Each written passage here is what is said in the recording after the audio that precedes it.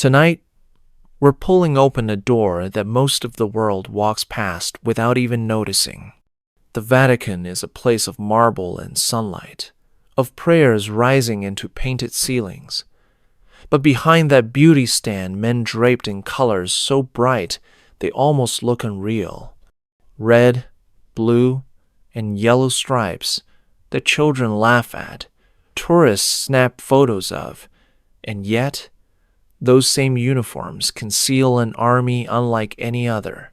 For over 5 centuries, the swissguards have stood in silence, sworn not to a country, but to a single man.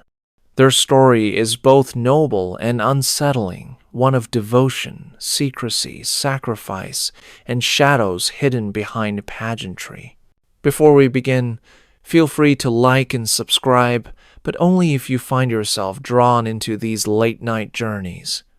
And I'd love to know, where are you watching from tonight, and what time is it for you? It always amazes me, the quiet constellation we make together across the globe. Now, settle in. The story of the Pope's hidden warriors is about to unfold. When visitors first step into the vast square of St. Peter's, their eyes are naturally drawn upward to the basilica, the marble statues, and the towering columns that seem to touch the sky. Yet just as striking, though often overlooked, are the men who stand in silence at the entrances.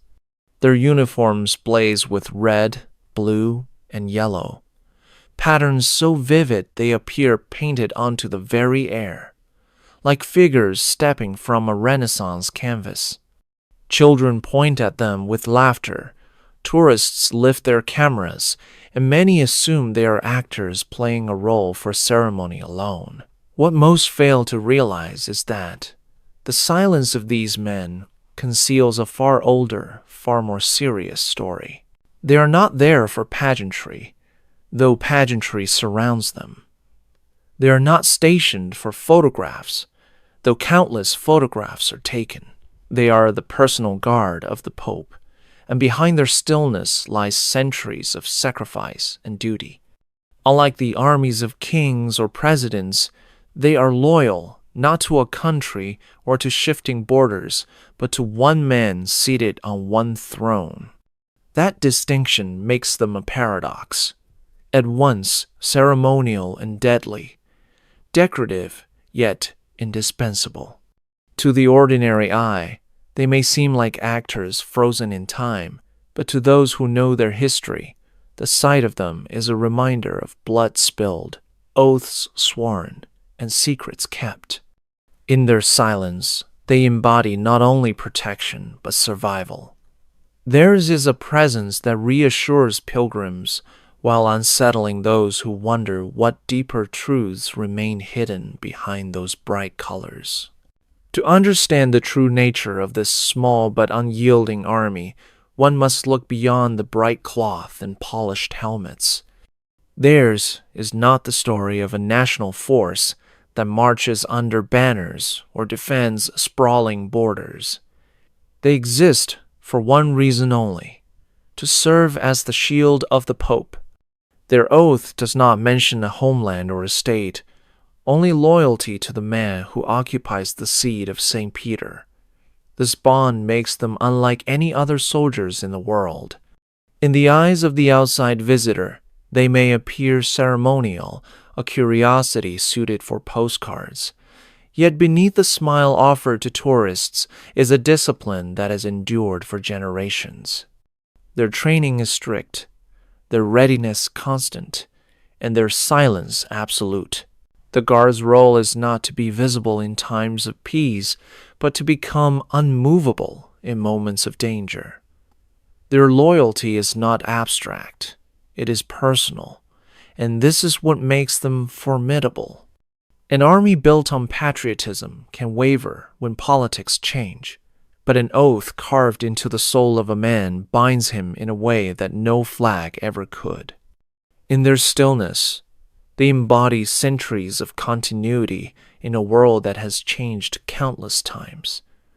They stand as living reminders that behind the walls of the Vatican, power is preserved not by grandeur alone, but by men who exist solely to protect its most vital figure. Every day, thousands of visitors walk through the open spaces of St. Peter's Square. They tilt their heads to marvel at statues of saints. They step cautiously across the stone pavement, and they raise their cameras to capture the enormity of the basilica. Amidst all this wonder, few pause to consider the silent figures who stand at the thresholds. These men are more than ceremonial ornaments. While tourists smile at their striped garments and children giggle at their plumed helmets, the guards themselves rarely shift or flinch. Their eyes scan the crowd with a quiet vigilance that most will never detect. The stillness is not accidental, but practiced, a skill sharpened over long hours of training. To the casual observer, they look like frozen statues placed for decoration, but every second of their duty is a calculation of risk. They see the movements of the crowd, they notice small details, and they are prepared to act when the moment requires. Their presence offers reassurance, a sign of tradition and continuity, but beneath the surface it carries a deeper weight. These men are not stationed simply to mark history. They are there to protect against threats, both seen and unseen. In a world where the Vatican represents not just faith, but immense influence, the importance of their task cannot be overstated. They are always ready, though rarely noticed, and in their silence lies a power that surpasses the pageantry of their uniforms. The story of this hidden army begins centuries ago, when the papal throne faced constant threats from rival states and ambitious rulers. The Pope at that time sought men who were not only skilled in battle, but also bound by a reputation of loyalty and fearlessness. The Swiss, already known across Europe as disciplined fighters, became the answer. They were respected for their courage and for their ability to hold firm against overwhelming odds. It was not wealth that drew them to Rome, but the honor of serving a cause greater than themselves. When they first entered the Vatican, they were not clad in the vivid colors we see today, but armed as soldiers of their era, prepared to defend the pontiff with steel and blood. Their arrival was more than a hiring of guards. It was the beginning of a covenant. From that moment onward, the presence of Swiss warriors became a permanent fixture in the heart of Christendom. Their loyalty was sealed not just by contract, but by the willingness to give their lives without hesitation. That decision, made long ago, continues to echo in every oath taken today. The Guard was not born out of pageantry or spectacle, but out of necessity, when the Vatican's survival required men of unwavering devotion. Every spring, within the walls of the Vatican, a ceremony unfolds that binds young men to a life unlike any other. Recruits dressed in their brilliant new uniforms step forward one by one, each called by name, and kneel before the banner of the Guard. With one hand raised and the other upon the flag, they speak words that commit their entire being to the Pope. The vow is not to a country, nor to a crown, but to serve with faith, loyalty, and obedience, even to the point of death. Family members and officials look on as these solemn promises are spoken, their voices carrying through the courtyard, echoing against centuries of stone. The ceremony may appear beautiful, but beneath the surface it is a reminder of the gravity of the role. These men know that they are pledging more than a career. They are promising silence, secrecy, and sacrifice. The moment their words are spoken, they are transformed from citizens of Switzerland into guardians of the Vatican. It is an oath that will follow them for the rest of their lives, even after their service ends. To break it is unthinkable. To honor it is to enter a tradition unbroken since the day the first swissguard swore the same pledge. In this ritual, the past and present meet, and the long line of men who stood before them seems to whisper approval from the shadows. Each vow renews the chain of loyalty that binds the guard across centuries, linking the living to those who fell in service long ago. The oath is more than words. It is a passage into a brotherhood where silence is the law and duty is absolute. The true weight of the guard's oath was tested in one of the darkest moments of the Vatican's history, when Rome itself was overrun and violence swept through its streets. Soldiers stormed the city with fire and steel, intent on plundering its riches and seizing the Pope. The swissguard stood their ground at the steps of St. Peter's, forming a wall of bodies between the attackers and the men they had sworn to protect. Outnumbered beyond imagination, they fought with halberds, swords, and bare resolve, cutting down wave after wave, even as their own numbers dwindled.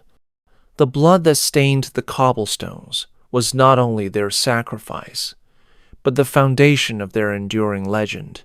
While nearly all of them perished, their stand gave the Pope the time he needed to escape to safety, carried through hidden passages while their brothers fell.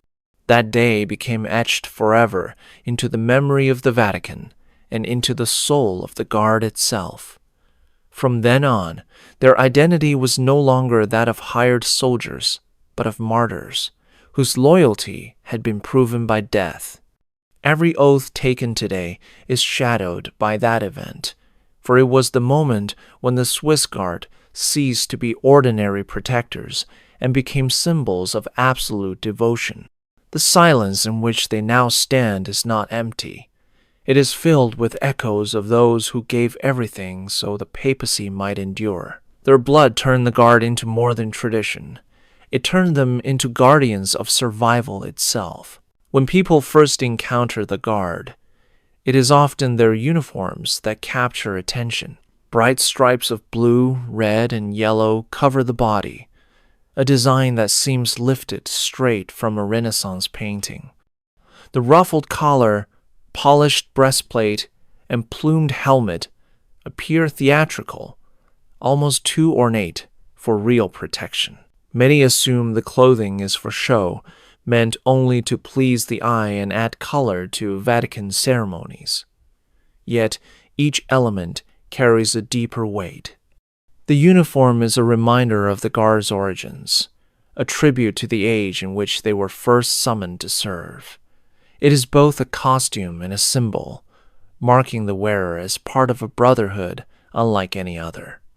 The halberd they carry looks like a relic from a forgotten battlefield, its heavy blade gleaming in the sun. To tourists, it may appear as little more than decoration, but to the Guard, it is an emblem of heritage. And while the halberd is rarely used in modern combat, its presence is a signal of readiness, a quiet warning hidden within ceremony. Beneath the layers of cloth and armor lies a man trained in modern tactics, fluent with firearms and strategies that remain unseen by the crowds. The uniform masks the reality, offering beauty on the surface while concealing the seriousness underneath.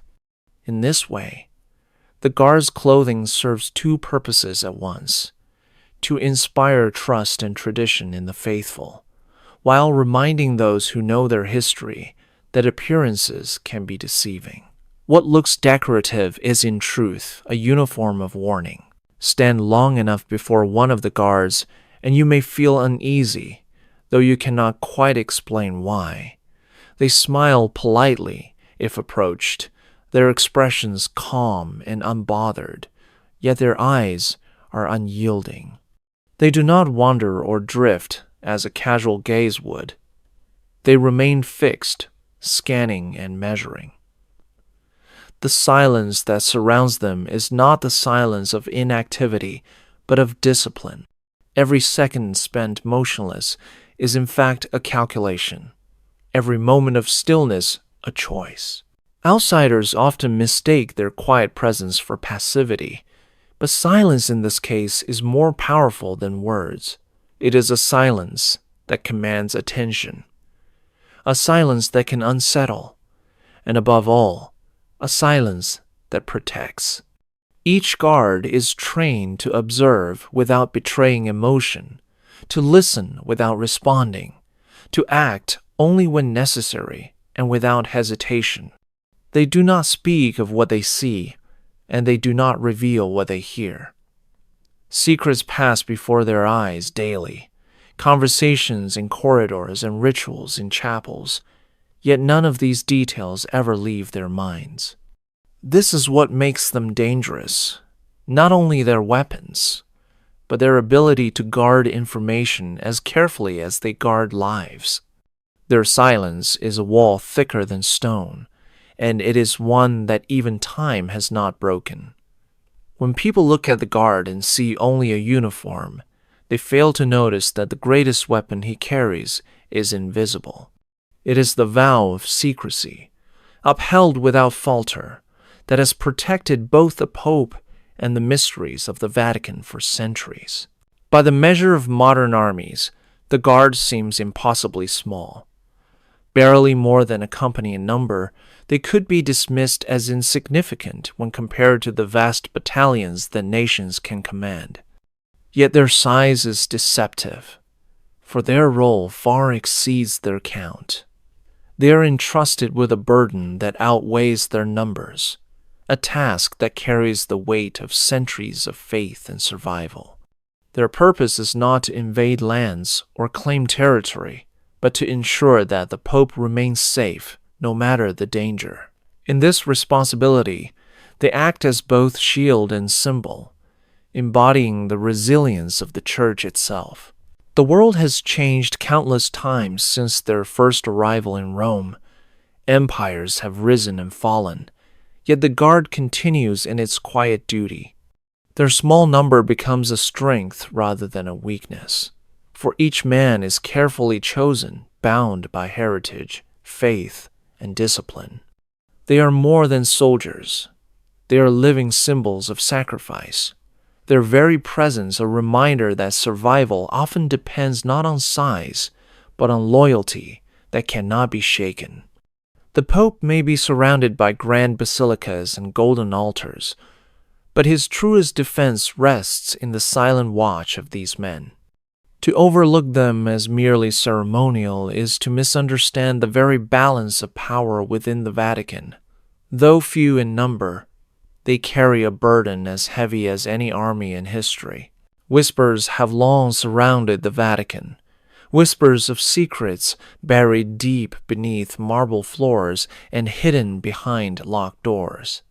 The archives stretch in endless corridors, filled with manuscripts and letters that the outside world may never see.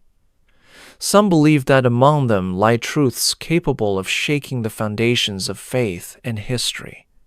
Prophecies, forbidden texts, accounts of moments the Church has chosen to veil rather than reveal. If such things exist, they require guardians, men who will not question their role, but will ensure that these words remain untouched by unworthy eyes. This is where the guard's purpose extends beyond the visible. They do not only protect the Pope's life, they protect what the Pope represents, the knowledge and mysteries that must remain hidden.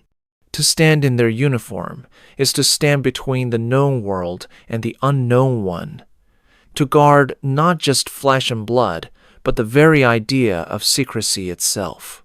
Their halberds may glitter in the sun, but their true task lies in shadows. Theirs is a responsibility unlike that of any other army. Where others defend borders drawn on maps, they defend the invisible boundaries between truth and silence. Every moment they remain at their post, they preserve the mystery, of what lies behind the Vatican's doors. Their colors may seem cheerful, but their eyes carry the gravity of a mission that reaches far beyond ceremony. They are the gatekeepers of things the world was never meant to see. The guard has endured across centuries, while the world outside its walls shifted in ways unimaginable to those who first donned the uniform. Kingdoms rose and fell, empires expanded and crumbled. New nations were born, and ideologies clashed. Yet through it all, the swissguard remained at their post. Their task did not change, their loyalty did not waver, and their oath was spoken anew by each generation that stepped forward. In an age when armies had been disbanded, reorganized, or absorbed into larger powers, the Guard's constancy is remarkable. Their survival is not by chance but by design, for the Vatican has always understood the value of tradition woven with strength. They are living proof that some institutions endure not because of size, but because of the depth of devotion that binds them. Their watch has been long and unbroken, stretching through eras of plague, war, and reform.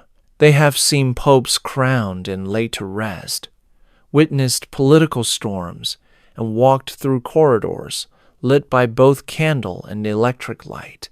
They are, in many ways, a living thread connecting the past to the present, embodying continuity in a world defined by change. While armies of nations prepare for battles that shift with time, the Guard's single mission has endured without alteration: to protect the head of the Church and the secrets that surround him. Their longevity is testimony to the unchanging nature of their vow, and their silence ensures that no matter how much the world transforms, their purpose remains untouched. Unlike other armies that draw recruits from broad populations, the Guard is bound by strict requirements that reach back to its very founding. Each man who joins must come from Switzerland, a land long associated with discipline and martial skill. He must also be Catholic in faith, single, and of strong character, able to live a life where obedience and secrecy are not just expected, but absolute.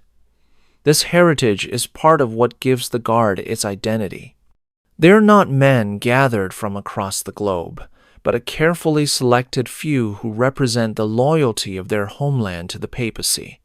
The choice is deliberate, for the Vatican has always trusted that those who come from this tradition carry with them the spirit of courage that made the Swiss so respected as soldiers in earlier times.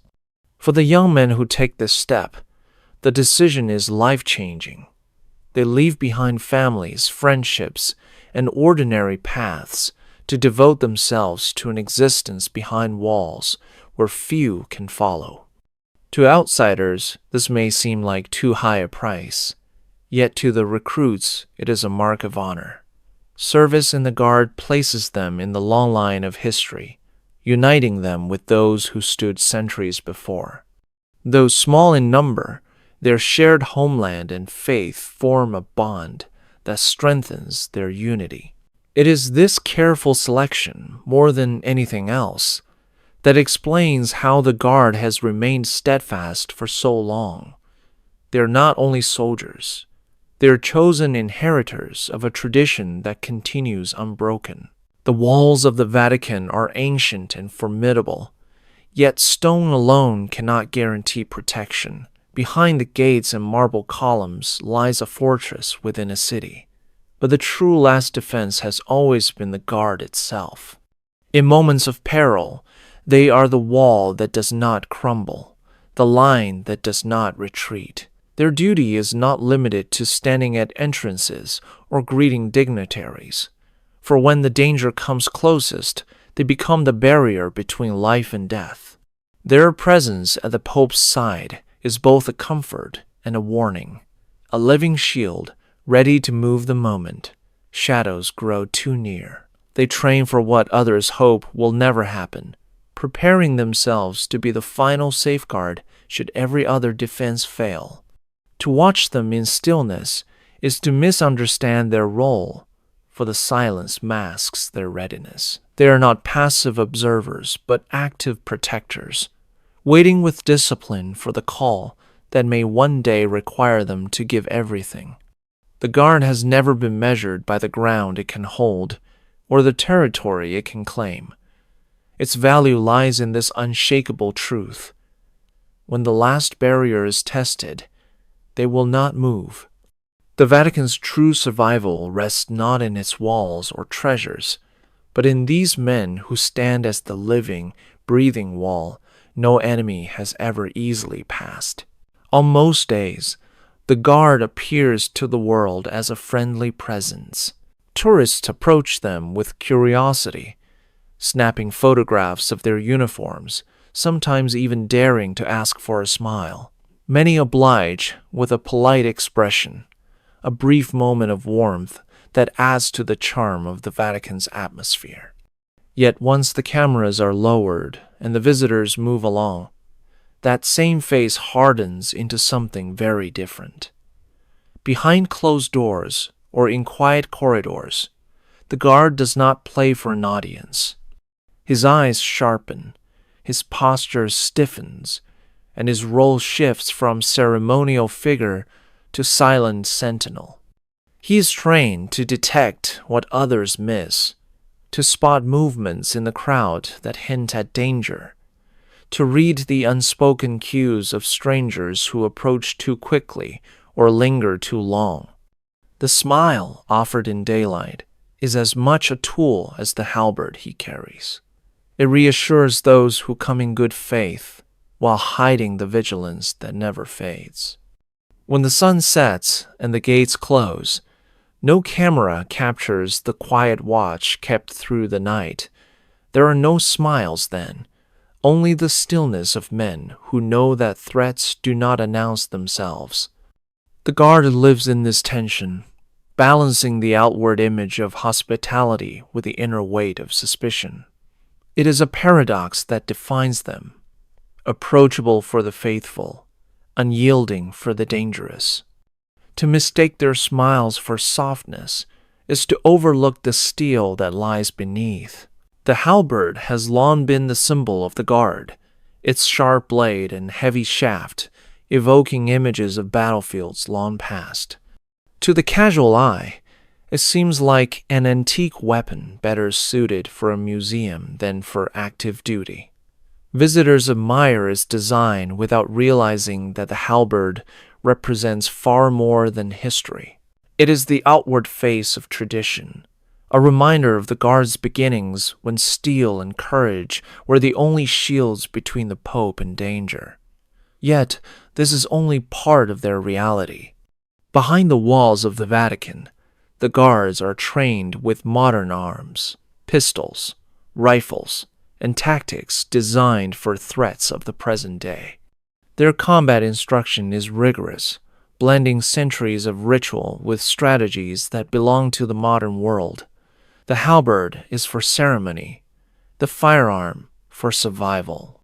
This duality allows the guard to exist as both heritage and defense, preserving the image of timeless loyalty while remaining prepared for the challenges of today. In public, their bright uniforms and medieval weapons inspire awe. In private, their readiness with contemporary tools ensures that they are not relics, but living protectors. This balance between the visible past and the hidden present defines their strength. To believe they are only ornamental is to forget that beneath every polished halberd is a soldier who can adapt to any century, any danger, and any enemy. Theirs is not a contradiction, but a unity of image and reality that has allowed them to survive while countless other armies have faded into history. Take a breath. We've only scratched the surface. Subscribe to keep uncovering what's hidden. To stand motionless for hours is not simply endurance, it is training. The guard learns from his earliest days of service that silence and stillness are as vital as strength. Their posture is not relaxed, but precise, every angle of the body chosen to project both discipline and authority. Beneath this quiet exterior lies a schedule filled with rigorous drills. They practice weapon handling, unarmed defense, and the use of firearms with an intensity hidden from the public eye. They rehearse scenarios where threats appear suddenly, where decisions must be made without hesitation, and where the cost of delay would be too high. Yet the most striking part of their training is the control of mind and body, the art of patience. A guard must be prepared to hold his stance without visible fatigue, to endure the heat of summer or the chill of winter without betraying discomfort. Silence is cultivated until it becomes second nature, not an absence of sound but a mastery of self. To many, this discipline appears simple, almost passive. In truth, it is one of the hardest skills to perfect, for it requires a balance of alertness and restraint. The guard becomes like stone, steady and immovable, yet his senses remain sharp, his awareness constant. This ability to merge stillness with vigilance is what makes him a figure of both reassurance and unease.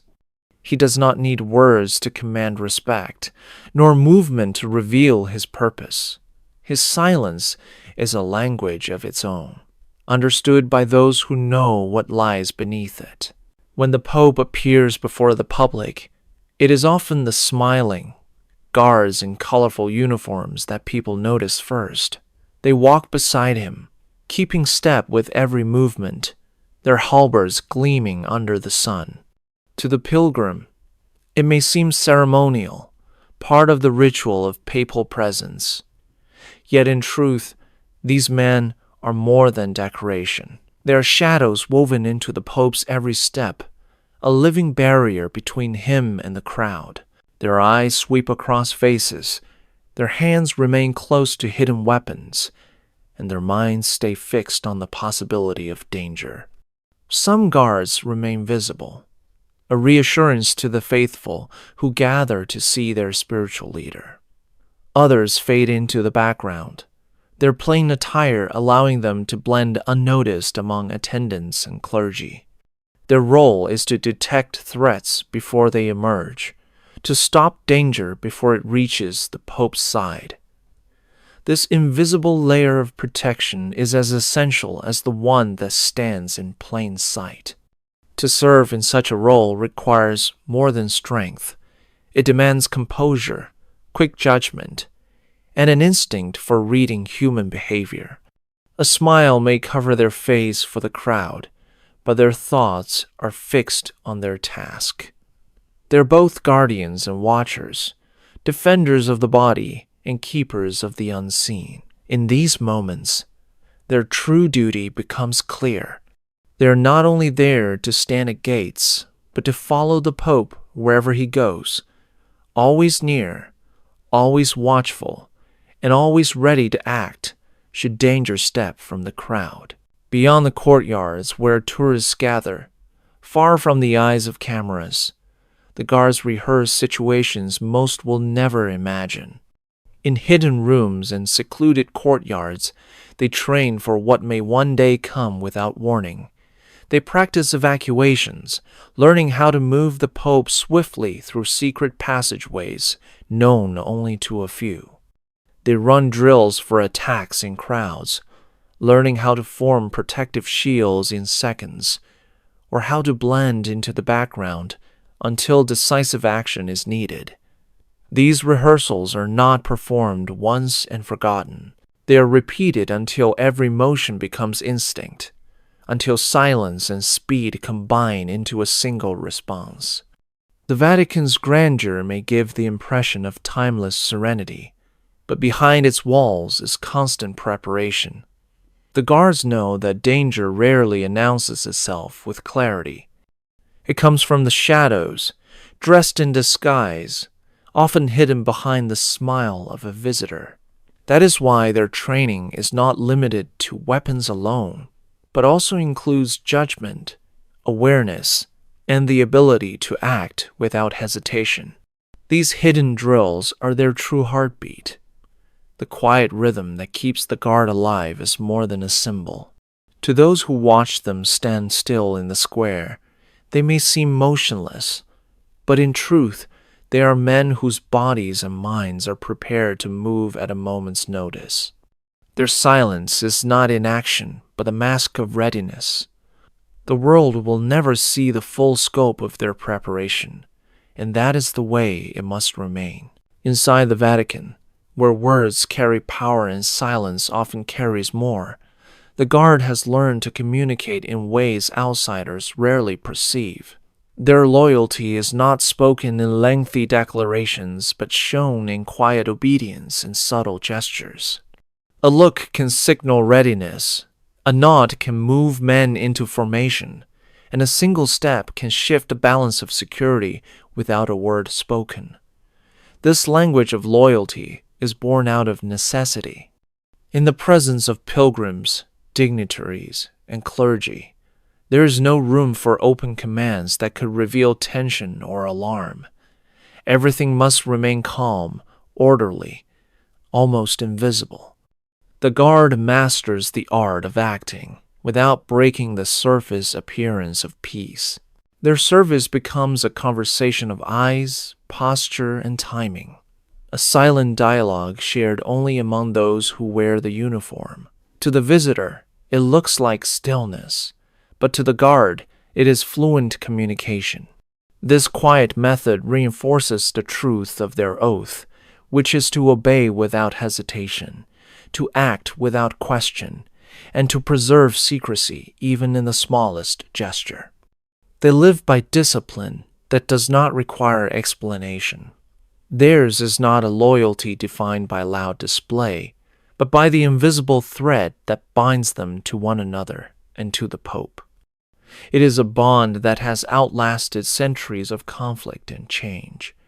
In their silence lies a language far stronger than words, one that the outside world will never truly hear yet always feel when standing in their presence. Within the Vatican stand doors that few will ever touch, doors that guard the most restricted rooms and the most carefully hidden treasures. Some lead to archives filled with manuscripts that record the past in ways the world has never been permitted to see. Others conceal chambers holding relics venerated for centuries, objects that inspire devotion but also spark questions too dangerous to answer openly. There are vaults rumored to hold forbidden writings, documents locked away not for their fragility, but for the truths they might reveal if released. Access to these places is rare, controlled with precision, and even within the Vatican, not all are permitted entry. Yet the guards stand as those entrusted to keep watch over these thresholds. Their role is not to study what lies within, but to ensure that the barriers remain unbroken, that only the hands sanctioned by the Pope himself may turn the keys. In this sense, the guard does not merely protect the Pope as a man, but also as the keeper of knowledge and history. Their silent presence before these doors reminds all who pass that the Vatican's greatest power is not only in its riches of gold or marble, but in its ability to safeguard what the world is never meant to uncover. The guards are the guardians not only of the living, but of secrets buried under stone and bound in silence. Every locked door they protect is a symbol of the unseen burden they carry. Legends have always surrounded the Vatican's archives, and over time they have grown into something almost mythical. Scholars and believers alike whisper of documents sealed away for centuries, records of councils and kingdoms, letters from rulers, and even writings that could alter how history is remembered. Some imagine prophecies preserved in ink, foretelling events the Church chose to guard rather than reveal. Others speak of forbidden manuscripts, too dangerous to release because they might challenge faith or authority. Whether such accounts are truth or exaggeration, the fact remains that the archives hold far more than ordinary records. Their sheer scale, stretching through countless shelves and hidden chambers, ensures that no visitor will ever see them in entirety. Only a few are granted access, and even then under strict limits. The guard's role is not to decide what should be hidden, but to ensure that what is hidden remains so. They stand as the silent barrier between rumor and revelation, the living wall that keeps mystery intact. It is not their place to question what they protect, only to fulfill the oath that binds them. In this way, the guards are more than soldiers of flesh and blood. They are guardians of silence itself. Without them, the archives would not be feared or respected as they are. With them, the vaults remain a source of endless speculation, their secrets safely locked away. The mystery endures not just because the documents are hidden, but because the men who guard them never speak. The swissguard has always lived within a paradox. To the world beyond the Vatican walls, they appear ceremonial, figures preserved from a distant past, their bright uniforms drawing smiles and admiration. To the Pope and to those who understand their true role, they are indispensable, the last line of protection and the silent witnesses to history. Their identity is therefore divided. They must embody tradition while also preparing for dangers of the present age. This dual existence makes them difficult to define.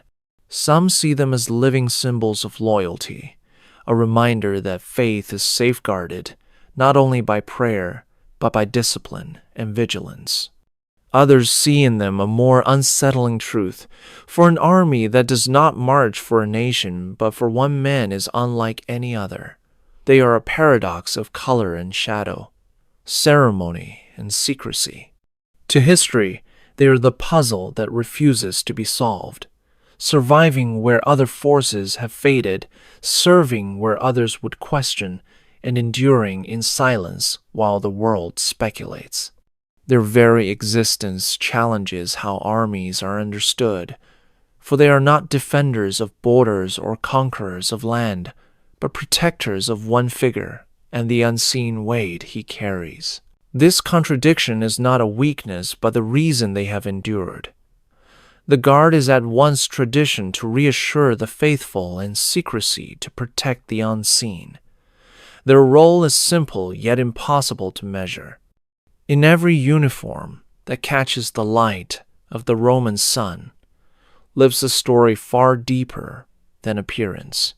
The true strength of the guard is not only found at the open gates or in the crowded squares where visitors pass. It lies within the corridors of the Vatican, in the shadowed hallways where few outsiders ever walk. These passages echo with centuries of decision and secrecy, lined with doors that conceal rooms of council, chambers of ritual, and vaults of hidden record. It is here that the guards take on their most silent form, standing as watchful figures who see everything yet speak nothing. They are present at meetings where politics and faith intersect, where the fate of nations may be discussed under frescoed ceilings. They stand near archives that hold stories untold, and near chapels where ceremonies unfold away from the gaze of the world. Their presence is steady, but never intrusive. They do not ask questions, nor do they share what they witness beyond those walls. Yet their silence is not empty. It is the silence of guardianship, the knowledge that they are the eyes of an institution that depends on secrecy as much as it does on tradition. The corridors of the Vatican are not ordinary passageways, but arteries carrying the lifeblood of history, and the guards are stationed within them like sentinels who ensure nothing disturbs the flow. While the world outside sees color and spectacle, the guards inside are shadows, their quiet steps echoing through stone that has seen centuries of whispered truths. In these corridors, they're not symbols but shields, and their silence becomes the strongest wall of all. Most armies are tied to the soil of their homeland, bound by flags, languages, and governments that rise and fall with time. The Swissguard is unlike any of them. Their oath is not sworn to Switzerland, nor to any earthly ruler, but to the Pope alone. It is a vow that transcends politics, one that cannot be undone by shifting alliances or new borders. This absolute loyalty makes them unique in the history of military service. They do not march for territory, they do not fight for conquest, and they do not pledge themselves to the tides of nationalism. Their bond is personal, directed toward the single figure they are sworn to protect. To serve in such a way is to enter into a relationship that is both deeply spiritual and profoundly human. The Pope is not only a leader of faith, but also a man who requires protection, and the Guard becomes the bridge between these two identities. Their loyalty, therefore, is both practical and sacred, an intertwining of duty and devotion that sets them apart. To some, this may appear narrow, but in truth, it grants them a clarity other armies do not possess. They know precisely whom they serve and why they serve him. This certainty is what allows them to endure through centuries of change without losing purpose. Their devotion is not scattered across political ideals, but focused entirely upon one role that has remained constant since their founding. In this way, their loyalty without nation has become their strength, a singular commitment that outlasts the uncertainties of the world outside. To wear the uniform of the Guard is a privilege few will ever know, for the path into its ranks is narrow and demanding. Only young men from Switzerland may apply, and even then, not all are accepted. Each candidate must be Catholic, a man of faith as well as discipline, for their service is not only physical, but spiritual. They must be unmarried, prepared to give their full devotion without distraction, and willing to live within the tight order of Vatican life. Height, health, and character are measured carefully, ensuring that only those fit in body and steadfast in mind may be chosen. The process is not only about strength or skill, but about trust, for these men are destined to stand within the most secret places of the Church. Every recruit knows that by stepping forward, he is surrendering part of his former life. He will leave behind ordinary routines, friendships that fade with distance, and the chance at a common path. In return, he joins a lineage that stretches back through centuries, a brotherhood defined by loyalty and sacrifice. To many families, this calling is an honor, though it carries with it the weight of absence and the risk of danger. The Vatican asks for nothing less than complete dedication, and those who accept become more than guards in colorful uniforms. They become heirs of a tradition that has endured without interruption, men chosen not simply for what they can do, but for who they are willing to become. Let that one sink in.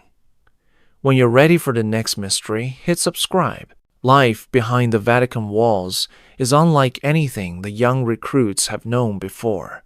Once accepted, they step into a world that is part monastery, part fortress, and part community of its own. Their days are structured with precision, a rhythm of duties that rarely allows time to drift idly by. Mornings may begin with formation and assignments, followed by hours of standing guard at posts where thousands of visitors pass each day. Meals are taken in common halls, simple but nourishing, a reminder that service requires both strength and discipline. In the evenings, when the gates close and the tourists leave, their work continues in quieter forms, patrolling corridors, guarding restricted rooms, and preparing for emergencies. Beyond their duties, they also live together as a small family, their camaraderie forged not only in training, but in the constant awareness that they are sharing a burden no one outside can fully understand. Friendships grow strong in this environment, yet each man knows that silence must be honored, for secrets witnessed in service cannot be spoken even among themselves. Their lives are marked by a strange balance of visible routine and hidden responsibility. To the world, they appear as colorful sentinels of tradition. To themselves, they are men who live in the tension of ordinary moments, layered with extraordinary purpose. For as long as they wear the uniform, their days are not their own. They belong to the guard, to the oath, and above all, to the Pope. Their life is defined not by personal freedom, but by a calling that demands constancy and quiet endurance. To the eyes of visitors, the halberd appears as the guard's weapon, its polished blade and heavy wood a striking part of their image. Yet in truth, it is only the surface of their arsenal. Within the walls of the Vatican are armories that hold modern firearms, tools of defense suited to the dangers of the present age. Pistols are carried discreetly, concealed from the gaze of the crowd, ready for the moment when ceremony must give way to action. Rifles are kept at hand for larger threats, their presence known only to those who serve within the guard. The halberd is for tradition, the firearm for survival, and together they reveal the double life of the guard. One face is presented to the public, reassuring and steeped in history, while the other remains hidden, efficient, and deadly. This contrast is not a contradiction, but a deliberate design. It allows the Vatican to maintain its aura of timeless continuity while ensuring that its protectors are not relics of a past age. Every guard is trained to use both the weapon that symbolizes his lineage and the ones that defend against modern danger. In this balance lies the secret of their endurance. They are guardians of heritage as much as guardians of life, defenders who remind the world of their history while quietly preparing for threats that may arise without warning.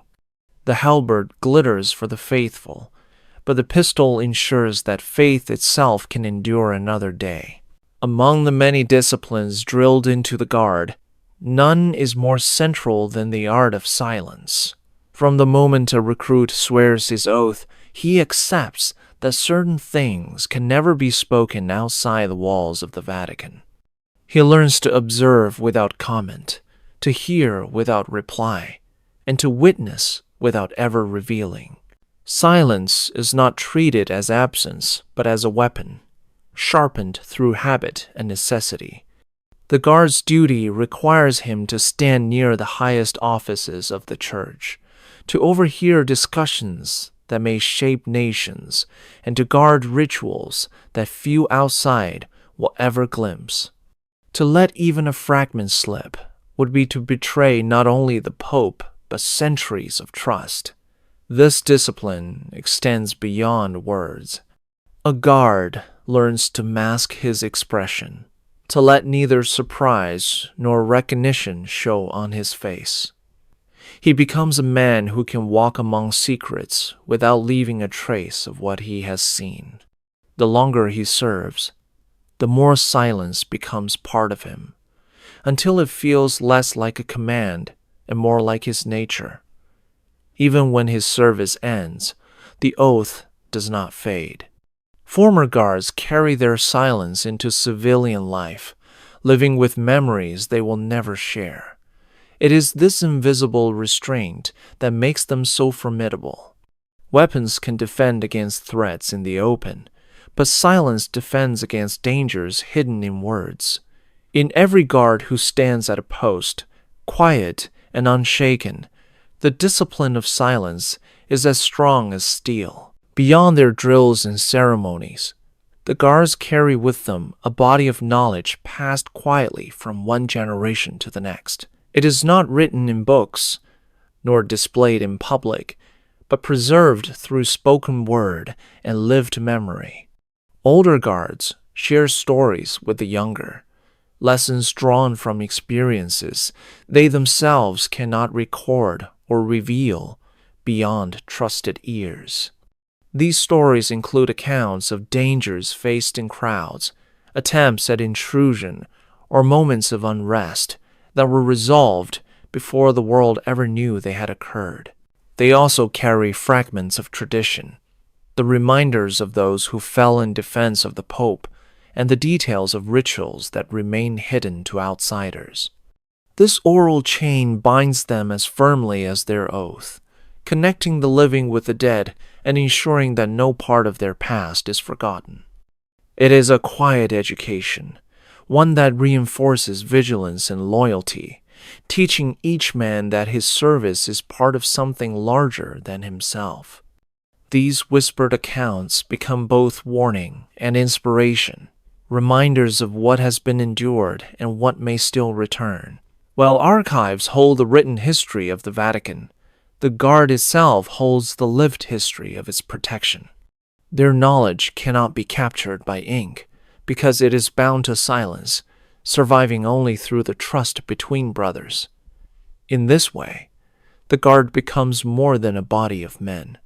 It becomes a living memory, carrying forward secrets that no outsider will ever fully uncover, yet which shape every moment of service within those walls.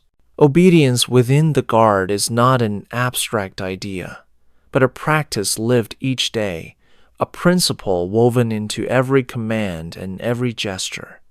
From the moment a recruit swears his oath, he understands that hesitation has no place in his service. Orders are carried out swiftly and without question, not because he is blind, but because the structure of the Guard depends on absolute trust. Each man knows that his duty is not to weigh instructions or to debate their meaning, but to follow them as if they were his own thought.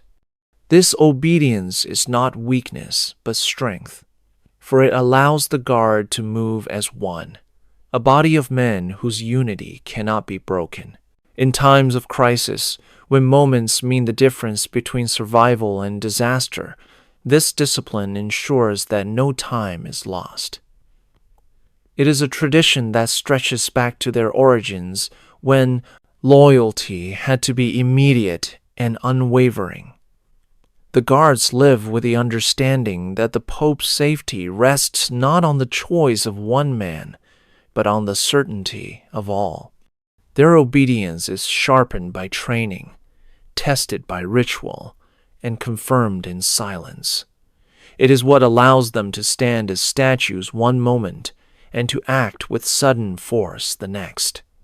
In this ritual of obedience lies their greatest strength, a bond so absolute that it erases doubt and leaves only duty. It is this quality, more than any weapon they carry, that makes the Guard a force unlike any other.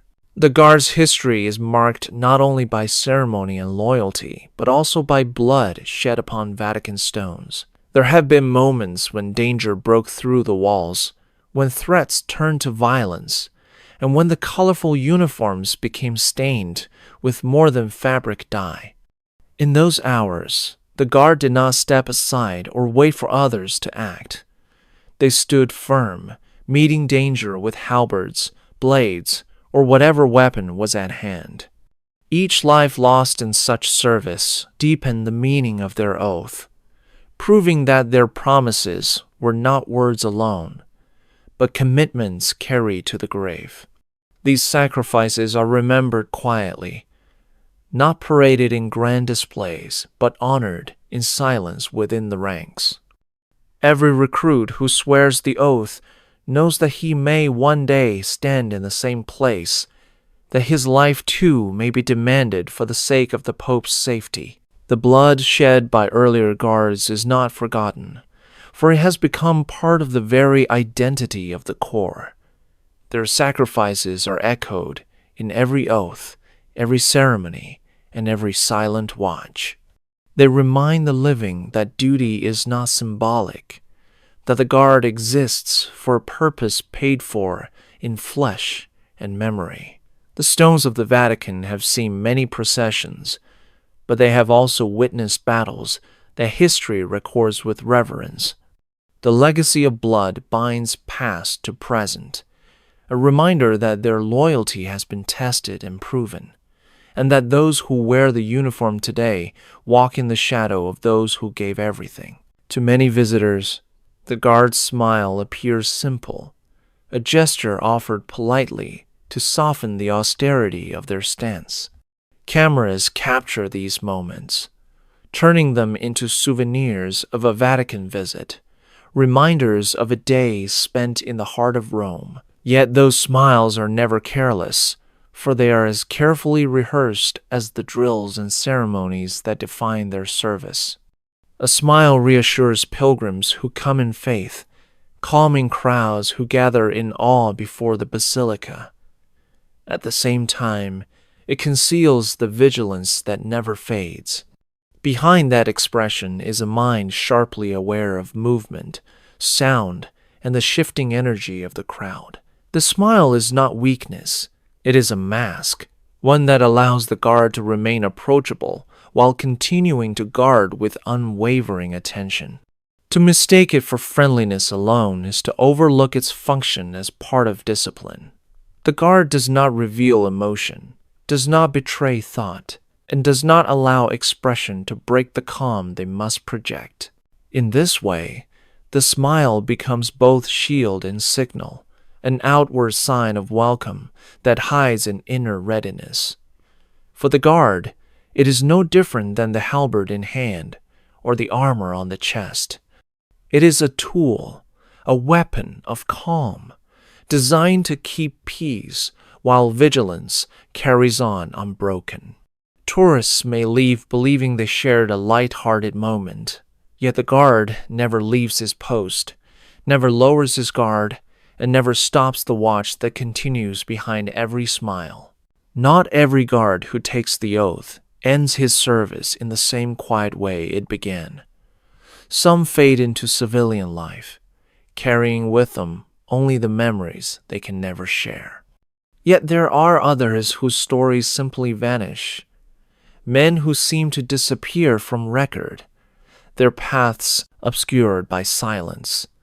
Whispers tell of guards who were called to assignments that reached beyond the ordinary duties of watching gates and standing in courtyards.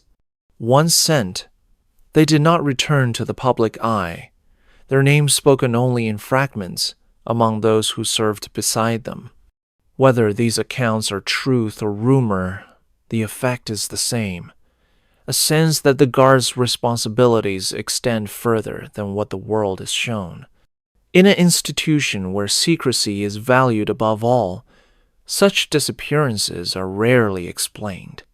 The uniform is turned in, the name is left unspoken, and the silence grows heavier.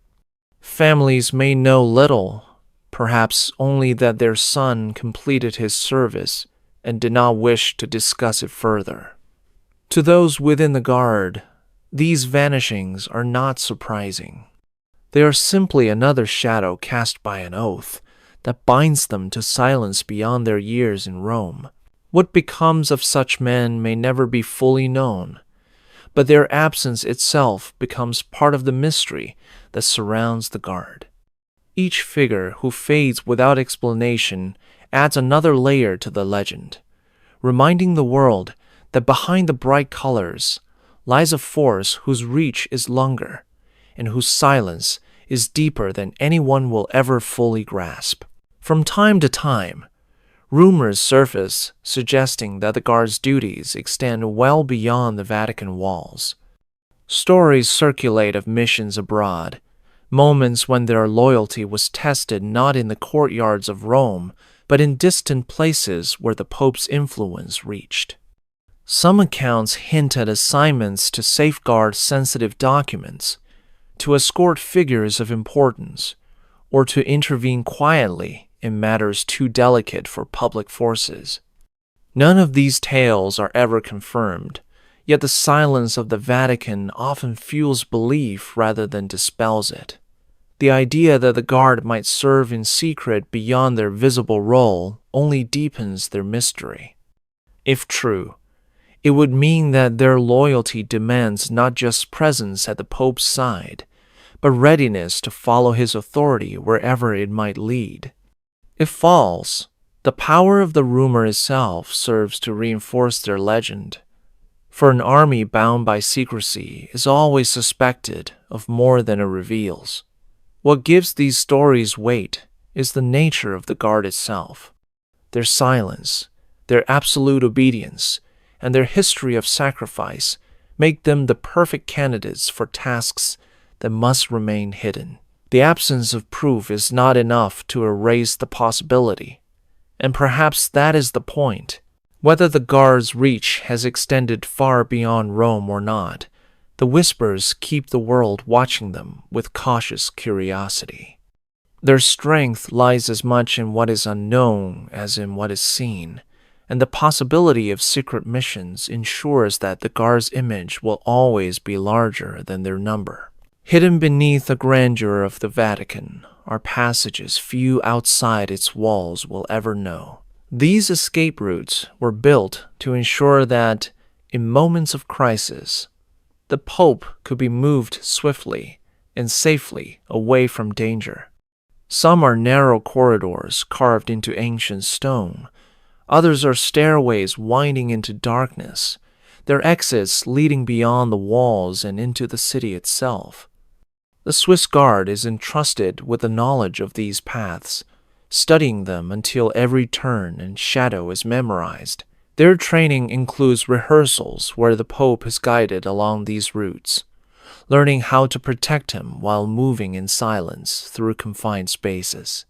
For the guard, these passages are not relics of the past, but part of living strategy, ready to be used if the need arises.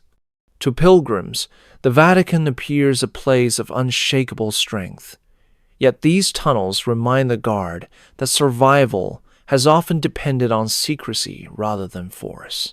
The escape routes stand as symbols of the balance between power and vulnerability, and the guards who know them understand that protection is not always about standing firm.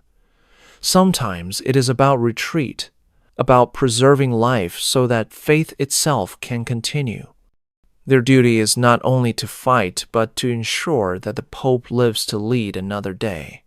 These secret corridors are rarely spoken of, but they exist as part of the guard's silent knowledge, a reminder that their loyalty demands not just courage in battle, but wisdom in withdrawal. Within the guard, words are often unnecessary. Years of training allow them to communicate with little more than the movement of eyes or the smallest shift in posture. A brief glance can alert another to danger. A subtle nod can direct movement, and even the placement of a hand on a weapon can carry meaning. This quiet language is not written down, nor is it taught through manuals, but absorbed through daily service and constant awareness. It allows the guard to act in unison without disturbing the calm atmosphere that surrounds the Pope. To outsiders, it seems as though nothing has changed. The line of guards remains still, their faces expressionless. Yet beneath the surface, signals pass between them as swiftly as spoken orders. This method is as vital as any weapon. For in a world where the slightest panic could ripple through a crowd, control and composure are everything. The guard must remain both alert and invisible, guiding one another without ever drawing notice. This ability is more than skill. It is a reflection of their oath. Just as they are bound to silence in speech, so too are they bound to silence in command. Their discipline is revealed not in words, but in the unity of their movements, a harmony that speaks louder than voices ever could. In their watchful eyes lies the language of loyalty, one understood only by those who wear the same uniform and carry the same vow. A pause is good. But the secrets don't stop here. Subscribe and stay close. There's a striking contrast between the image the guard presents and the reality hidden beneath. To the crowds gathered in the square, they stand with halberds in hand, dressed in colors that seem borrowed from another century. It is a vision that reassures pilgrims and entertains tourists, an image of continuity that links the present to the Renaissance. Yet beneath the vivid cloth lies a very different truth. Many guards carry modern pistols concealed under their uniforms, weapons ready to be drawn should danger break through the peace of ceremony. The halberd is a symbol of tradition, a reminder of their history, but the pistol is the tool that ensures their mission survives in the present. The two together create a paradox, one face for the public and one for necessity. It is not deception but deliberate balance. The guard must embody history, while also preparing for threats that history could not imagine. When they stand in the sun, they look like living relics, but the weight of modern metal rests close to their side. The public will never see both at once, but both exist, bound together in the same figure. To understand the guard is to see beyond appearance, to recognize that their role has never been about pageantry alone. They are protectors cloaked in color, guardians of faith who walk with one foot in the past and one in the present. The duty of the guard is not limited to watching the crowds that fill St. Peter's Square or guarding the gates that open into the city. Their vigilance extends inward, into the very heart of the Vatican itself. Within those walls, the greatest danger has not always come from outside. History remembers betrayals, conspiracies, and rivalries that rose from within the Church's own ranks. The guard is therefore tasked not only with protecting the Pope from strangers, but also with watching those who stand closest to him. Every visitor, every official, every servant who passes near the papal chambers is under their silent scrutiny. They are trained to read faces, to sense unease, and to detect the subtle signs of intent that others might overlook. In this way, they are not only guardians of flesh, but watchers of trust, protecting the Pope against the possibility that loyalty could falter from within. Their silence makes them effective, for no one can predict their judgment or know the extent of what they observe. They serve as unseen judges, their eyes moving across corridors, chapels, and offices, weighing every presence with the same discipline they apply to the crowds outside. To serve as guard is to understand that danger does not wear a single face. It may come dressed in pilgrimage or clothed in robes of authority.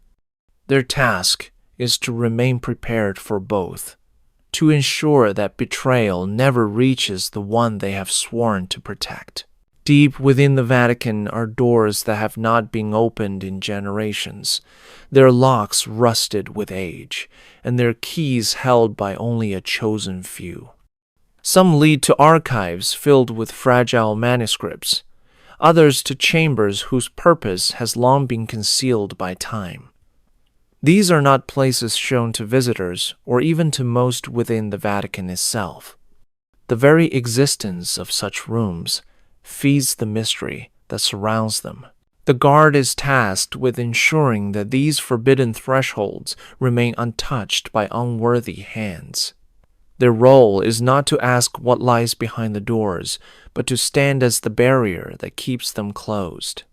In their silence, they become living locks, a second wall of defense stronger than stone. To pass them is to pass through a filter of loyalty and secrecy that no intruder can easily breach. The guard does not speculate, at least not aloud, about the contents hidden beyond those doors, for their oath demands obedience, not curiosity. What is certain is that these locked places hold significance too great to be exposed. Whether relics, writings, or objects shrouded in legend, they remain preserved by silence and vigilance. The sight of a guard standing before such a door is enough to remind any who pass that the Vatican's strength lies not only in what it reveals, but in what it conceals. In every forbidden passage, in every sealed chamber, the guard is the unseen hand that ensures the unknown stays unknown. Not every secret within the Vatican exists to be kept from the outside world. Some are hidden to keep them from escaping altogether, truths that must remain contained rather than shared. In this sense, the guard serves not only as protector, but as warden, standing over mysteries that are locked away as carefully as prisoners. Their silence is not simply about discretion.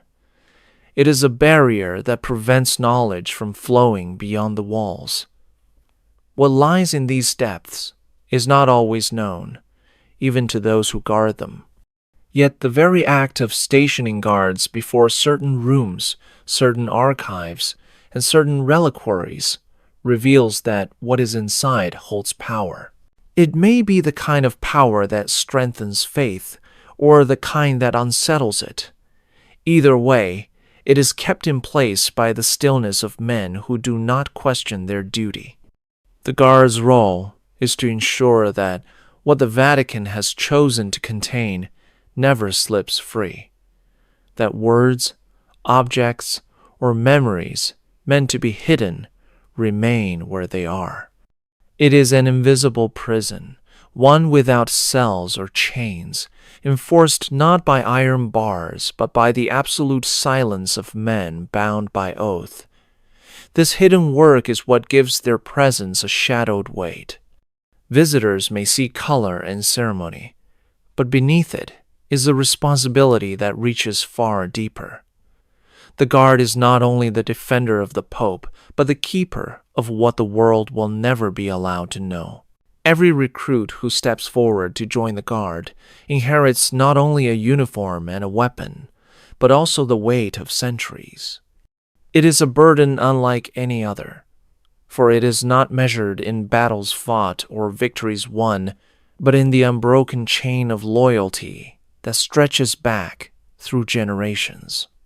To serve is to become part of a living history, to stand in the same places where others once fell, and to swear the same oath that has carried through time unchanged.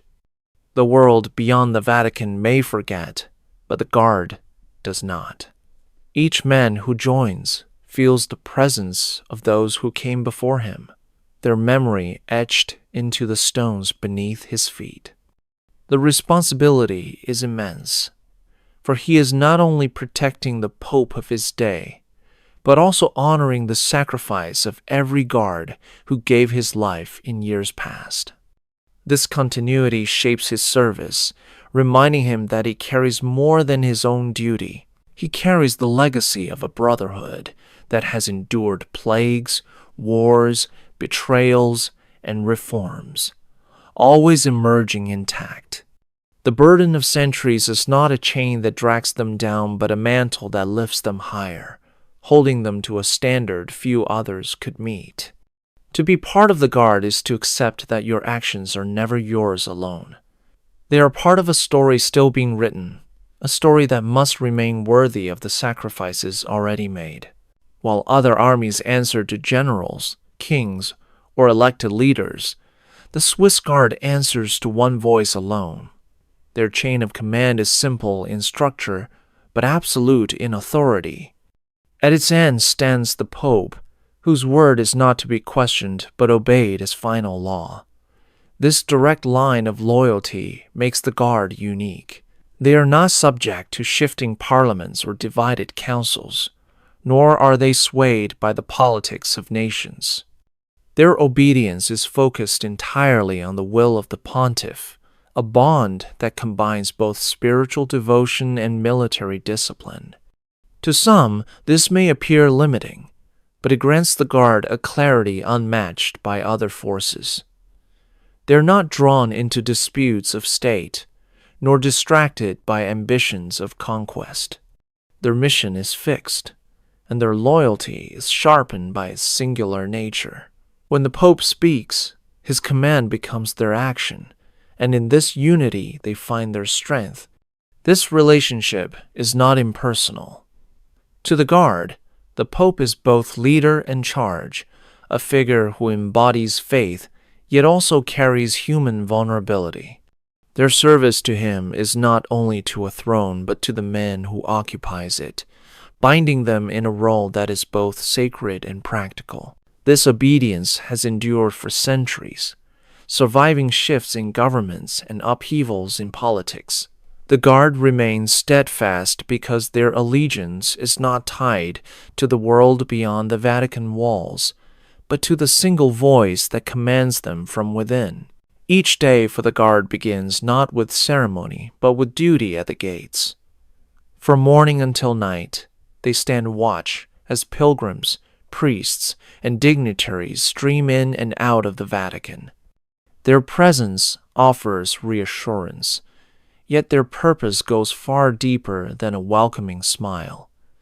Every face is measured, every gesture observed, and every moment weighed against the possibility of threat. To the thousands who pass, the Guard may seem no more than silent decoration, but to those who serve, each second is an exercise in discipline. They endure the heat of Roman summers and the chill of winter without betraying fatigue, their stillness a mark of vigilance rather than ease. Though their post may appear monotonous, their awareness never fades. They must be ready to move instantly, should the calm shift into danger. The day begins with this watch and often ends the same way, a cycle repeated without complaint, because it is not routine but calling. For the Guard, the gate is more than an entrance. It is a boundary between the world outside and the sacred life within. To stand at that threshold is to embody the role they were sworn to, guardians of the Pope and keepers of the silence that protects him. Each shift, though it may seem ordinary to the passerby, is in truth a continuation of centuries of vigilance. Faith is not a requirement lightly added to the Guard's service. It is woven into the fabric of their duty. Each man who joins is not only a soldier, but a believer, and within the Vatican walls, that belief becomes both shield and anchor. Many Guards are known to attend Mass daily, their devotion carried into the same chapels where they stand watch in silence. The act of confession is a frequent part of their lives, not only as a ritual of faith, but as a release for the weight they carry. In those quiet moments behind the screen, they may speak of burdens too heavy for one man to hold alone, unspoken memories of what they have witnessed or guarded. The confessional becomes a place where secrecy and conscience meet, where silence is preserved but souls are unburdened. For them, faith is not separate from their work, but the very reason they endure it.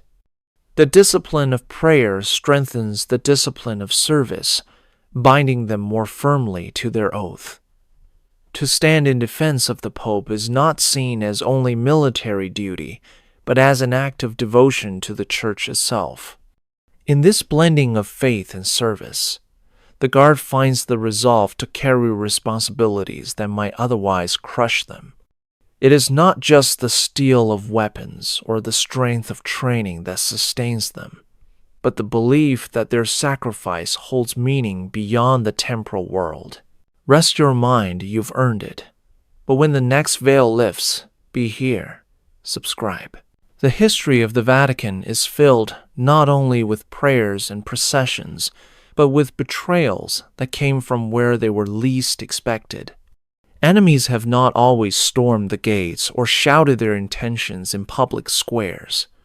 At times, they have approached in silence, dressed as pilgrims, priests, or servants.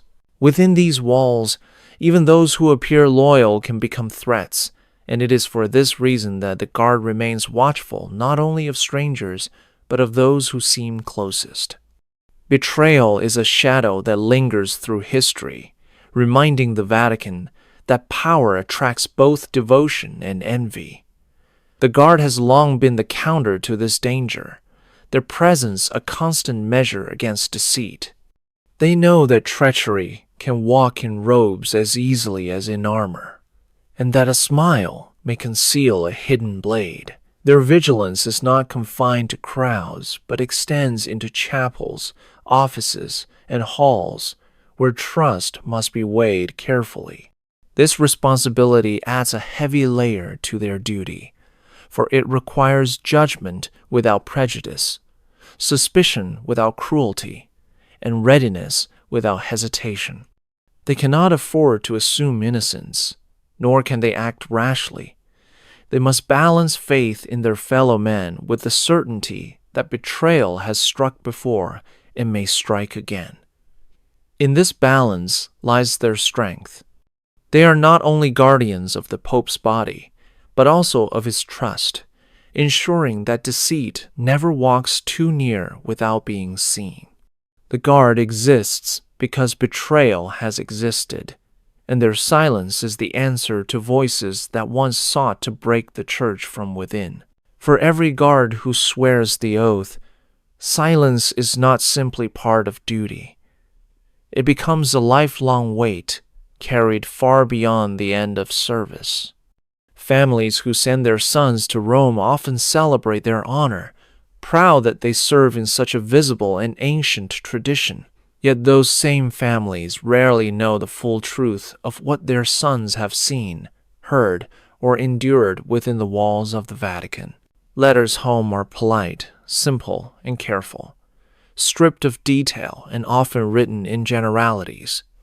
The young man who once spoke openly now answers questions with brevity, avoiding subjects that once would have been shared easily. This is not coldness, but necessity. The guard's oath binds him long after he removes the uniform, and so he learns to live with silence as second nature. Secrets are carried in the heart, becoming burdens no one else can share. Even when reunited with friends, when surrounded by those who trust him most, there remains a part of his life that will never be spoken aloud. It is not only great mysteries or hidden relics that remain sealed, but also smaller things, moments of danger that passed unnoticed by the public, whispers heard in corridors, and ceremonies that unfolded in guarded rooms. Over time, these fragments accumulate, layering upon one another until they become a weight that shapes the man himself. Some find strength in their silence, seeing it as part of their faith. Others carry it with quiet heaviness, marked by the things they cannot say. The price of silence is not measured in coins or medals, but in distance that grows between the guard and the world he once knew. It is a sacrifice rarely recognized, yet it is as real as the watch he kept at the gates. In silence, he protects not only the Pope, but also the mysteries of the Church. And in silence, he must live the rest of his days. To an outsider, the guard can appear almost theatrical, their uniforms like costumes, and their halberds like props. Crowds see them standing still beneath the Roman sun and assume they are part of a grand performance meant to decorate the Vatican's timeless stage. Yet those who mistake this for theater fail to see the discipline that lies beneath. Every motion, every stance, and every smile is calculated, not for show, but for security. The guard is prepared to turn stillness into action at the instant danger arises. What looks like ritual is in fact readiness, honed through endless drills that blend tradition with modern tactics. The halberd, while symbolic, is paired with hidden firearms, and the posture of calm hides muscles ready to move with sudden force. This duality has defined the guard for centuries, allowing them to preserve the beauty of tradition while remaining effective protectors in the present. They are both actors and soldiers, though the role of actor is only a mask for the true purpose beneath. Theater comforts the faithful, assuring them that the Pope's presence is wrapped in centuries of continuity. War, though unseen, waits just behind that mask, prepared for threats that the crowd never perceives. This blending of image and reality is what makes the guard so enduring. They can stand in silence and ceremony, yet when the moment demands, they shed the image of actors and reveal the truth of warriors. It is a balance not many forces could maintain, but the guard has mastered it for generations, ensuring that their presence is both reassuring to the pilgrim and foreboding to any who might threaten. Behind the quiet pageantry of their public role lies a regimen of training that belongs not to the past but to the modern age.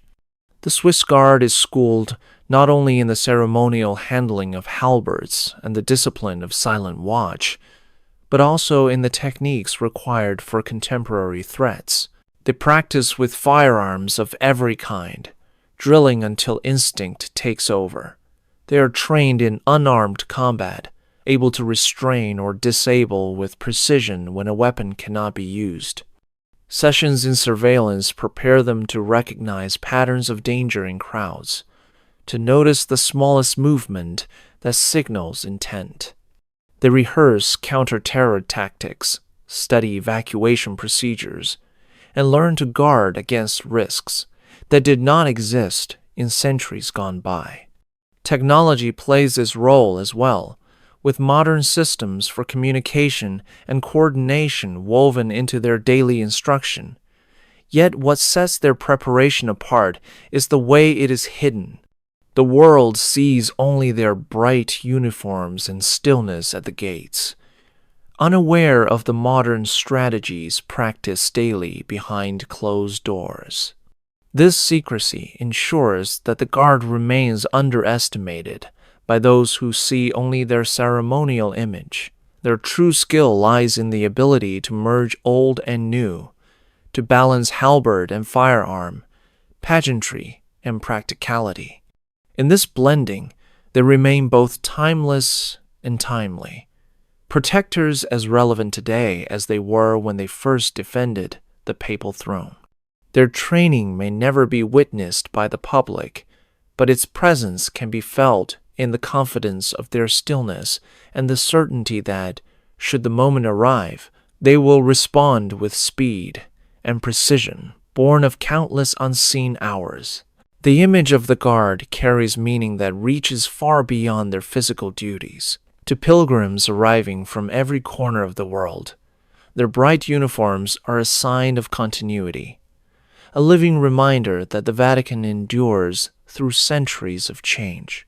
Their presence reassures the faithful that the Pope is never alone, watched over not only by heaven, but also by men sworn to protect him with their lives. To skeptics, the same image sparks curiosity, for the guard appears both out of time and out of place, blending medieval pageantry with whispers of hidden power. To the Vatican itself, the guards are more than decoration. They are survival, an essential line of defense that secures not only the Pope's safety, but the authority he represents. This symbolism gives the guard a role that is as much spiritual as it is practical. They embody loyalty in visible form, standing as an example of service carried out without complaint or hesitation. Every step they take, Every watch they hold becomes part of the story the Church tells about endurance and devotion. At the same time, their silence reinforces mystery, hinting at truths that cannot be seen or spoken. In this duality, they achieve something rare. They are both open symbol and hidden force, both reassurance for the pilgrim and warning for the enemy.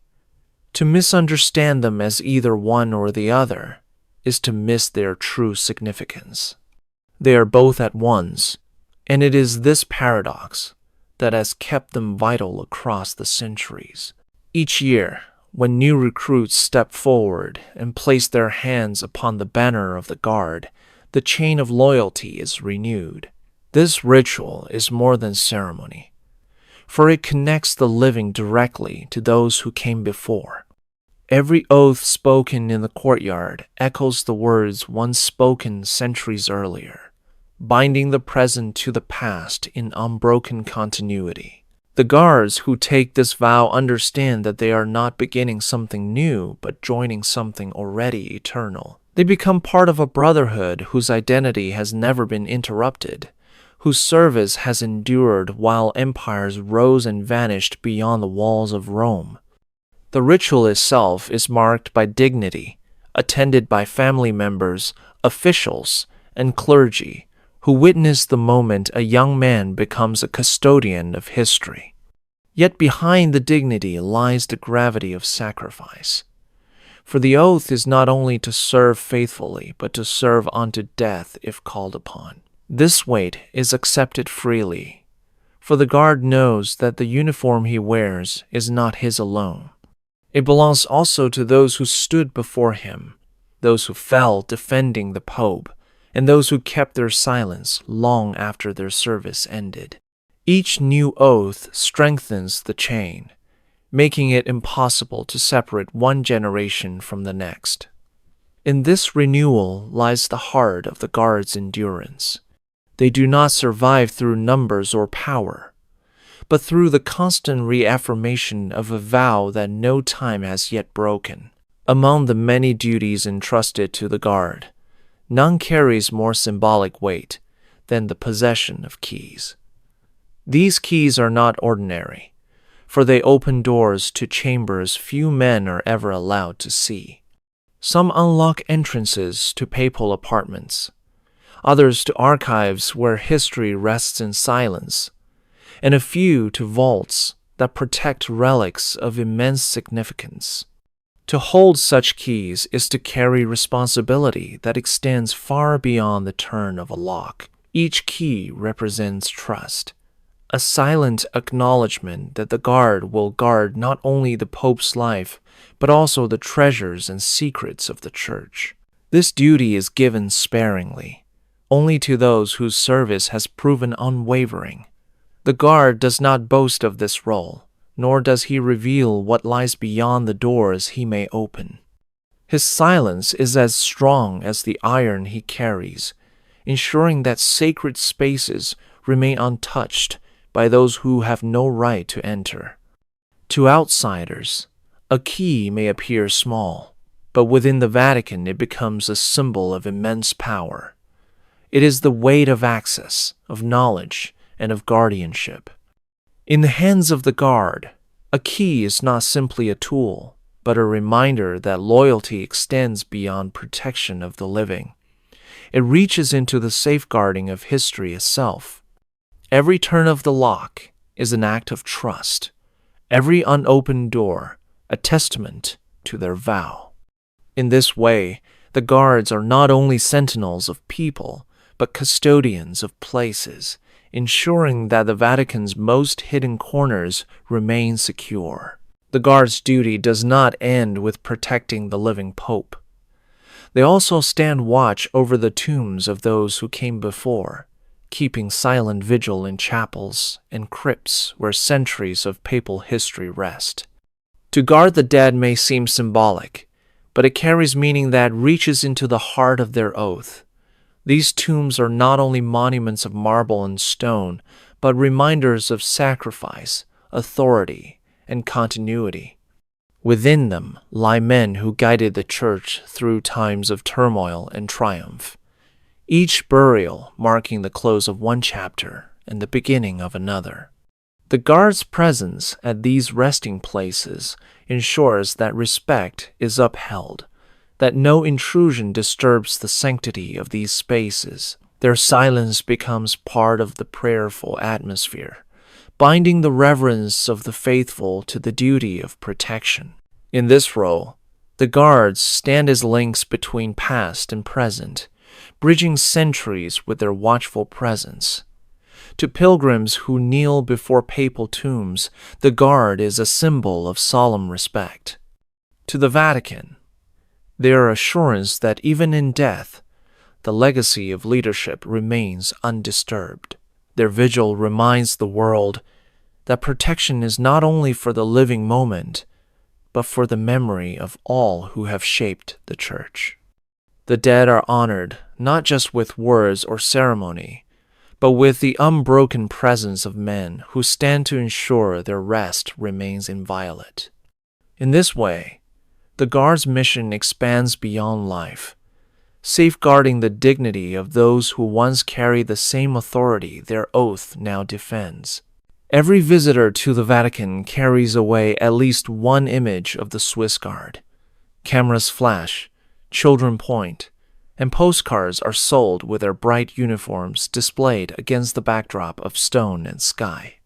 These photographs often capture a guard, smiling, his posture proud yet approachable, his expression calm. To the world outside, the smile becomes a memory, a token of hospitality, and a symbol of the Vatican's openness. Yet the truth is that such moments are carefully measured. The guard is never off duty, never free to let his vigilance slip. Even as he smiles for the camera, his eyes continue their quiet watch, his mind alert to movements in the crowd.